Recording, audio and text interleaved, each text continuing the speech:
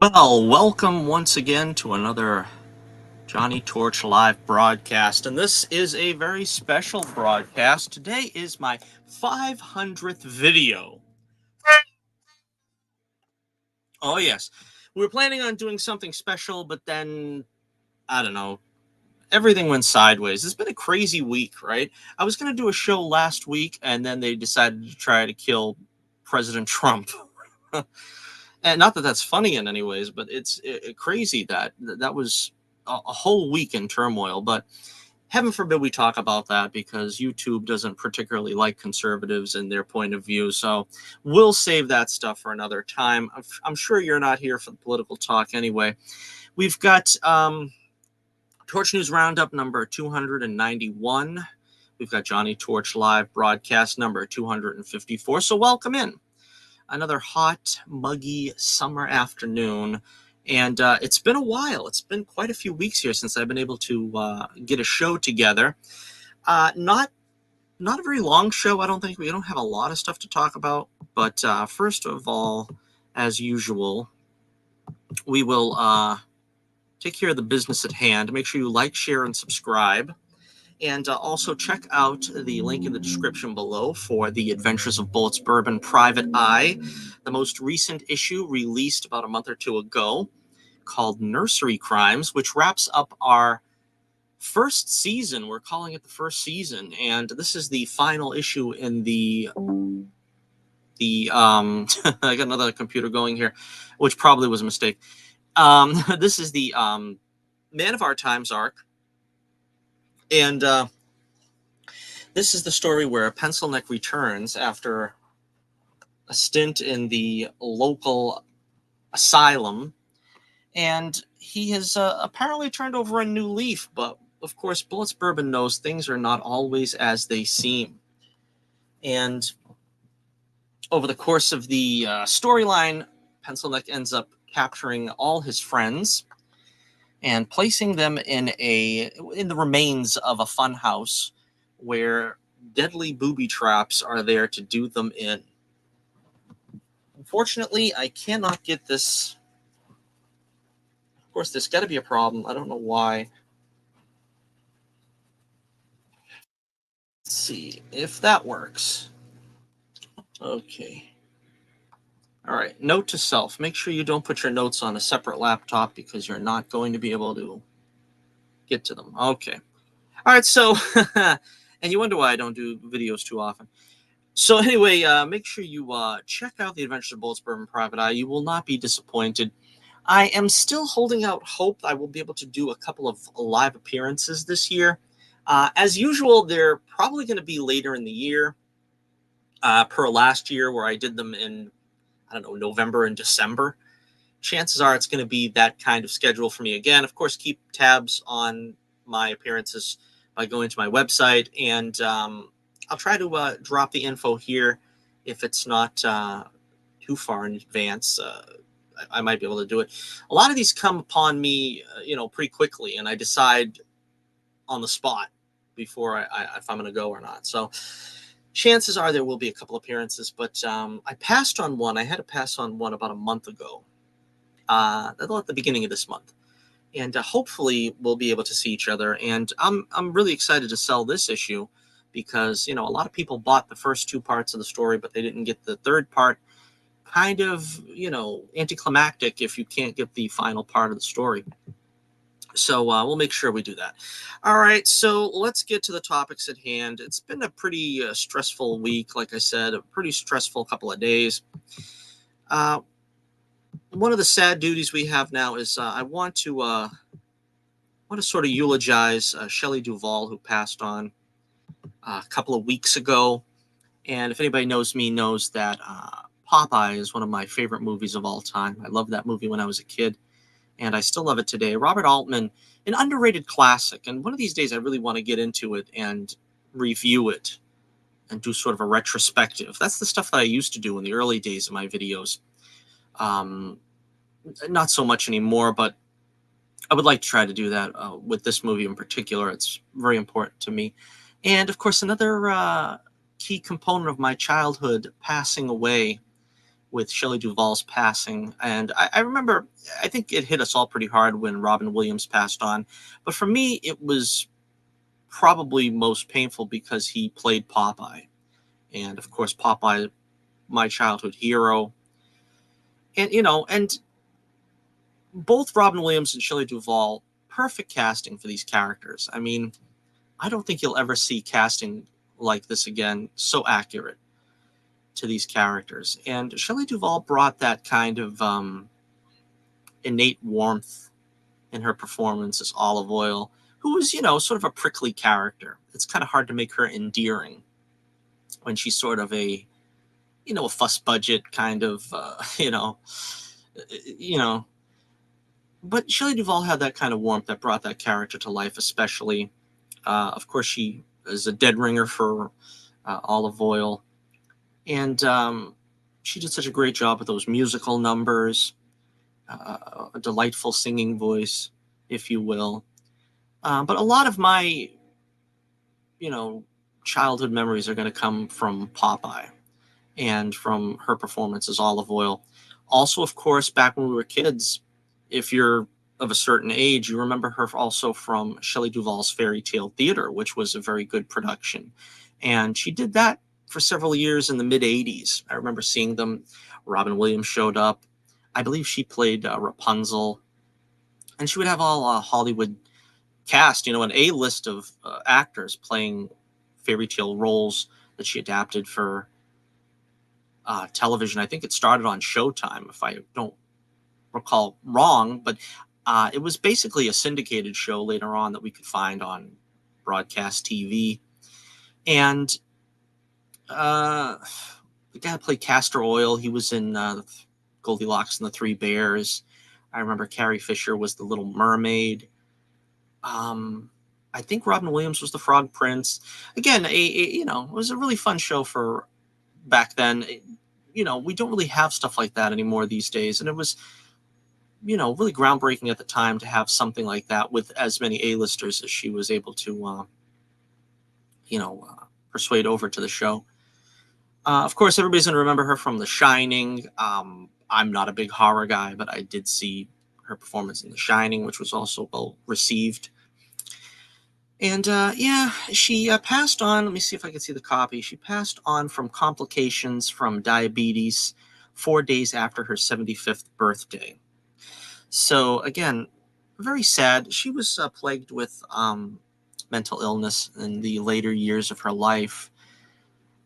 More recently, she's came out of her shell, and I would see people doing videos with her, and she'd be sitting in her car or sitting in a sort of modest home, recalling some of the past projects she was on. So it felt good to sort of know that she was being cared for and that people were checking in on her and stuff in this sort of more turbulent time, if you will. She was a favorite of Robert Altman, and when Popeye was being shipped around, I think Gilda Radner and Lily Tomlin were up for it, and he insisted on Shelley Duvall, which of course was the right choice and an inspired choice. It's not just because she'd worked with him so many times, but she was an inspired choice for that character. It's just a sad day, every single time a beloved childhood figure passes on, we have to sort of just, eulogize them and remember them for the good times they provided us. It's been a pretty brutal couple of weeks, though. Really, we had Dabney Coleman passed on. I always loved Dabney. I always wish he'd be J. Jonah Jameson. I thought he would have been great for that if the movie had been made a little earlier. We had Martin Mull, of course, Mr. Mom, and he was in Wonder Woman and Fernwood Tonight and all that stuff. Bob Newhart, legendary Bob Newhart, of course. Richard Simmons, who, of course, was an endearing personality, particularly on the David Letterman show. I used to like those appearances he had there. But, so once again, we thank you, Shelley Duvall, for your service and bringing the character of Olive Oil to life, particularly. May she rest in peace. All right, so next up, let's take a look at there's not a lot to look at with this. I'm not going to break down a lot of pictures from this trailer because honestly, it was kind of underwhelming to me. I've seen people respond pretty much in the same way, that it kind of just feels empty. I don't feel excited by this. I don't feel disappointed by this. I don't feel anything really. It's just, it feels like, we're talking about Captain America Brave New World, by the way, the trailer that came out a week or two ago. And it feels like they're really just going back to giving Sam his Winter Soldier movie. They're going back to the espionage thriller, the political chase thriller of the 70s type thing. Honestly, I wasn't a fan of that with the Winter Soldier. I know that's like a shocking statement. The Winter Soldier's beloved, and you can't say anything bad about it, like the Dark Knight. And well, Dark Knight, I think people are trying to come around on that and saying it's not the greatest thing since sliced bread. But basically, it just was kind of dry for me. I want to have a little more superheroics in my superhero films. The only thing that kind of is going to save this one, I guess, is the Red Hulk. Now, that's the thing I really want to see this movie for, is seeing Harrison Ford turn into the Red Hulk. I mean, honestly, who doesn't want to see that? But the rest of the movie, I mean, the rest of the trailer, at least, it looks like it's just going to be an espionage thriller. We've got Carl Lumbly's character attempting to assassinate President Ross, played by Harrison Ford. I believe because of the assassination attempt on President Trump, they took that part out of the trailer. It's kind of strange because Lumbly was I guess the second Captain America, the sort of 1950s Captain America. I don't know. Apparently he's mind controlled or something. We don't really know. And Captain America is now the Falcon, or the Falcon is now Captain America, and he has his own Falcon sidekick. It's really just a muddled mess that I always say this. The character is not, indebted to the actor. I mean, the actor is never going to be more important than the character. Actors pass away, like we've seen with Chadwick Boseman, with Heath Ledger. Those characters cannot just cease to exist because the actor died or we had him step aside and retire. That character has to go on. And so this whole thing of making successors and mantle passing in the MCU, it's just not, it doesn't work. People are not like that. People don't even like that, I don't think, in the comics. They did that more for diversity, the almighty diversity in the comics. But nobody really wants to see the female Thor, Black Captain America, Asian Hulk. These are just like fads, I guess. You know what I mean? It's like, oh, isn't it cool? Anybody can be Spider-Man. See, Miles Morales, he's the Black/Latino Spider-Man. Nobody cares. Everybody wants to see Peter Parker. Everybody wants to see Steve Rogers. Everyone wants to see Tony Stark. Nobody really cares. So apparently also the leader is going to be in this movie. You really don't get a look at him. Some suggest that you see him from the back briefly. Anything is possible. Trailers are, at this point, they're designed to be manipulative and deceitful, kind of. But I don't know. And then, I'm hoping the Hulk will be in this, the Savage Hulk, not the Hulk the way we left him in Endgame. That was just a disaster. We saw the Hulk turn up in the She-Hulk show, which, again, speaking of disasters, it's just, I don't know why the MCU won't pay the coin. I guess Disney won't allow it. Pay the coin to let the Hulk have his own show again. But his own movie, I guess I should say. He could have his own show, I suppose, but they just won't do it because they don't want to pay Universal. This movie has gone through development hell, and usually when you say that, that means that they've been in pre-production for years and years and years. Not really in this case. In this case, the movie was made, it was test screened, and it was abysmal, the reaction. So they went back and reshot 75% of the movie, and they brought it back again. And again, part of the problem now, of course, and then they reshot like another 50% of it. Part of the problem now is because of the Middle Eastern conflicts. Again, I don't want to get too political because I don't know what's allowed to be said on YouTube. It's not like Twitter where you can say anything and not be blocked and banned and have your channel shut down. But apparently there is a character from Israel. It's an Israeli character, superhero named Saber, I believe. I could be pronouncing that wrong. I had a couple of issues of Hulk back in the 90s or wherever where she was in that. And in the right hands, that character is not going to be controversial. But in this day and age, when we've got people protesting and defacing monuments and causing riots in the streets, you can't have a pro-Israeli character in a mainstream tentpole superhero movie. So obviously the second time they went back to redo this was to sort of modify what that character was going to be. I honestly don't know how they're going to come down on this. You see that character in the trailer, and she's just a woman with a gun, so I don't really know what's to be afraid of. Now, in the comics, she wears the Israeli flag, basically, and I think a blue cape. And I think they were afraid that was going to be inflammatory or whatever, and they probably modified it somewhat from there. All right, I'll read the copy here before we wrap up our thoughts on this one.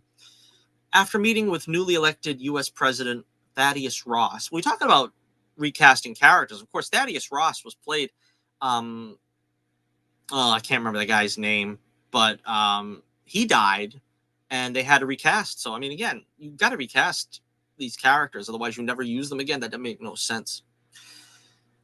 Played by Harrison Ford in his Marvel Cinematic Universe debut, Sam finds himself in the middle of an international incident. He must discover the reason behind a nefarious global plot before the true mastermind has the entire world seeing red. Again, the leader is supposed to be the bad guy behind this whole thing, but I think Giancarlo Esposito, they brought him in the 11th hour after this most recent reshooting and rejiggering of this whole thing. And they finally gave him a role in a Marvel movie, which I am delighted about, because now he will stop trying to cast himself as Professor X. I'm so sick of seeing him trying to get Professor X, Magneto. Dude, just chill, all right? So anyway, he's like the active villain, while the leader, I guess, is pulling the strings behind the scenes. Captain America Brave New World stars Anthony Mackie, Danny Ramirez, I guess he's the new Falcon. Shira Haas, which is probably Saber. Zasha Rockmore, Carl Lumbly, Giancarlo Esposito, Liv Tyler. Liv Tyler is back. We haven't seen her since way back as Betty Ross in the first Incredible Hulk movie. Now, they're not saying, well, and of course, Tim Blake Nelson, who plays the leader, which hasn't been seen since the first Incredible Hulk movie, the MCU Incredible Hulk movie. Now, why would they have those two characters in this movie, plus the Red Hulk, while we don't hear anything about Mark Ruffalo and the Hulk being in this movie? Now, it's kind of tough because it really shouldn't be that difficult, because we already had a Thor movie where the Hulk featured prominently. If the Hulk was going to feature prominently, it really should be in this film, because that film really had nothing to do with the Hulk other than him being and I guess that's the fear, maybe, that he's going to take over this movie too much, because he's got to deal with Betty, he's got to deal with Ross, he's got to deal with the leader. So where does that leave Sam? I don't know. That's probably the reason why he's not in it. Okay. Let's see. In a recent interview, Anthony Mackie said, "It made more sense to be more of a grounded espionage action movie as opposed to aliens and airplanes coming through portals and Even though I've been in so many of them and have seen it all now, the opportunity for Sam to really establish himself as a true action star and Avenger comes with this movie. This movie is a clear reset, he added. It really reestablishes the idea of what this universe is and what this universe is going to be. I think with these movies, you're getting a clear new branding of what Marvel is headed towards, the same way they did with Captain America, the Winter Soldier. Is that a good thing? I'll leave it to you to decide. Marvel Studios' Captain America Brave New World opens in U.S. theaters February 14th, 2025. Unless they reshoot the movie all over again for the fourth time. Valentine's Day. How's that? The Red Hulk is going to make his presence known on Valentine's Day. All right, so let me know what you think about the Brave New World. And let me know in the comments below. Are you excited about this one? Like me, are you ambivalent? Or do you just not care whatsoever? It's quite possibly the latter. Just let me know what you think in the comments below. All right, we've got just a couple more things here to do. A handful of photos that I haven't shown yet on the broadcast. We've been doing a lot of Superman videos and stuff, and they're going over very big. I think a lot of fans want to see the Superman glimpses and images, so I want to make sure I get these on for you if you haven't seen them. It's kind of old news now, I guess, but we got the costume pictures of Green Lantern, the Hawk Girl costume, and well, we already seen basically Mr. Terrific. These costumes are fairly underwhelming, but the idea that I heard here is that if you see the insignias on the middle of their costumes, they're all the same. They're all white in the middle with an insignia in the middle. And I think the suggestion is it's going to be Maxwell Lord's costuming, and that's why these costumes don't really look particularly exciting. I don't know if that's confirmed, but I think that's a rumor. Mr. Terrific's costume looks like Mr. Terrific, so I mean that's not a problem. Will somebody ever tell me what fair play means over here on this? Because I don't know what that means. I know that's his catchphrase or whatever it is, fair play, but I don't know. The helmet here looks pretty good. Again, the rest of this costume was kind of boring, black and white, and I don't know. I expected more. And of course, we get the Green Lantern costume here. Of course, I can't remember the guy's name. But he's the knucklehead of the Green Lantern Corps, and he's got kind of the dorky hairdo. So they kept up with that. That's pretty good. I thought he would have like a shaved head on the sides, which is kind of what he's known for. But I don't know, not bad. I have a feeling that the costume is going to change by the end of the movie. He should be wearing more green in a Green Lantern costume, if you ask me.